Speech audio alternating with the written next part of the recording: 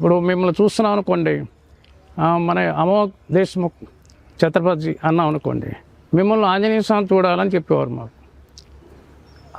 ఆయన చూస్తున్నా అంటే ఆ పద్నాలు అందరినీ ప్రేమగా ఉంటేనే భగవంతుడు వస్తాడు అని మాకు చిన్నప్పటి నుంచి నూరు పోసేవారు.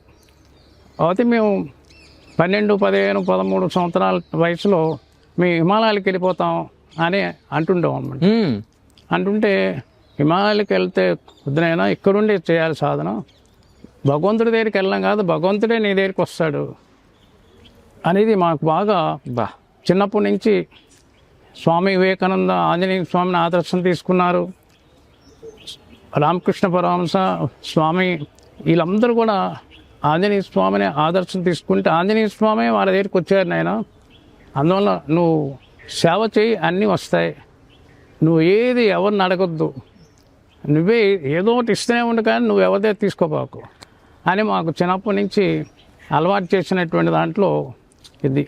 ఇక ఆంజనేయ స్వామి అంటేనే నిష్కామ కర్మయోగి, ఆయన ఏది కూడా కోరలేదు, ఏదైతే ఆయనకి చేయాలి సేవ చేయాలి అనుకున్నాడో అది చేసుకుంటూ వెళ్ళిపోవడమే. దీనివల్ల నాకు ఫలితం ఏమొస్తుందని ఆశించేటువంటి వ్యక్తి కాదు ఆయన, అందుకనే ఆయన దేవుడు అయ్యాడు అన్నారు.